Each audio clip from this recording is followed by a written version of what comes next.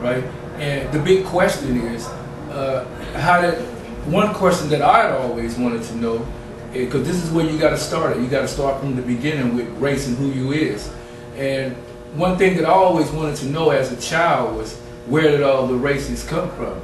Where did all the races come from, right? And I used to ask my mother, you know, hey, where did the Chinese and the Japanese and, you know, the white guy and, you know, all these other different races come from? And she used to tell me, oh boy, you know, God made us different colors on top, but underneath we all the same. Always knew that it was something more than that, that wasn't the truth. All the years that I went to public school system, I was raised in a public school system. I had a couple of years of private schools, Christian school. But all the years that I went to school, you know what I'm saying, none of my teachers could answer that question. I was born and raised in the church, the Christian church. You know, I was in church 7 days a week. I went to a Christian school Monday through Friday. Saturday I had a Ursha board and a choir rehearsal, and Sunday was church. You know, so I asked the question to my preacher, you know, where do we come from? And he couldn't answer. You know, he gave me the same answer my mother. You know, all my counselors, you know what I mean, sociologists that I talked to, psychologists, none of these cats could answer these questions. You know, but this question is, and what never answered to me until, unfortunately, I caught a case and went to state penitentiary, right? And I ran into those gorillas, you know what I mean? And those gorillas taught me, you know what I mean, what I have been trying to find on walking around in society my whole life. And my reality is that it's a long story, I can't get into it now, but the reality is that the black man in existence, he is the oldest man in the world. And that he built the pyramids, he built he had the first religion, he had the first science, he had the first medicine. And when you break all this stuff down, you understand me, and you put it in perspective to where, okay, well, who am I, you know, as a black man? What's the difference between me and the white man? Who's the next one up the ladder? But to this day, ain't over 25,000 years old. A lot of people don't know that the white race ain't even 25,000 years old. But yet you got the black race that's 3-4 million. How the hell that happened, Captain? You know what I mean? And there's an explanation to explain all that. And there's an explanation to explain our reality and how long we've been on the face of the earth and our contributions to society and what we have been doing. And once you educate kids from this perspective, then you will have a generation that's growing up to be somebody.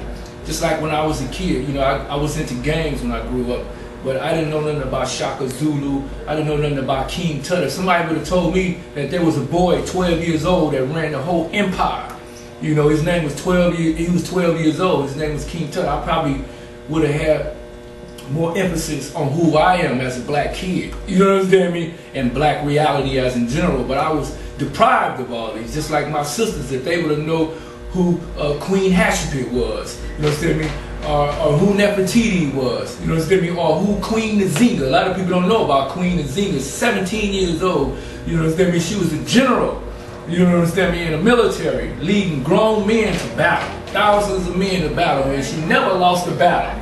At 17 years old, she never lost a battle. Now, if other sisters knew about this, then our reality would be different than what it is now. It's like I said, we got this false capitalist identity because of this is the society that we in right now.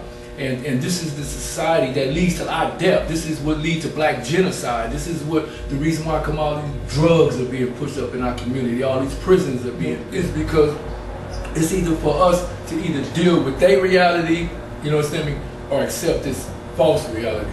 Because they're gonna straight up whitewash us. And so this is like a 2 or 3 part lesson, because this history, you know what I mean, go on and on and on and on to the break of dawn. But I really want to get back. I'll come back later in another show, and I would tell folks exactly how the black man turned into white. You know what I mean? And how the Chinese came from everything else, and how the Mexicans and so forth and so on. And so that's what the next lesson is going to be about. Well, right on. Thank you. Thank you. I really appreciate that.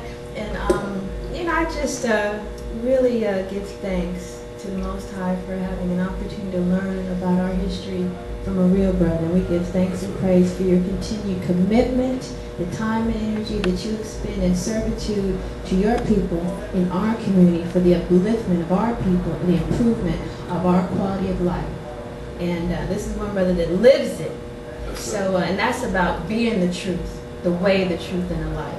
So again, thank you, General, and we look forward to having you. Oh, my pleasure. We look forward to having you back to continue on this subject so we can have a found reality. That's right. Because to know thyself is to know the truth, and knowledge is power.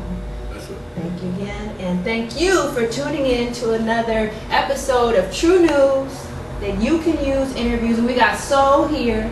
We keeping the soul on Skid Row, giving credit where credit is due, just telling some truth. Power to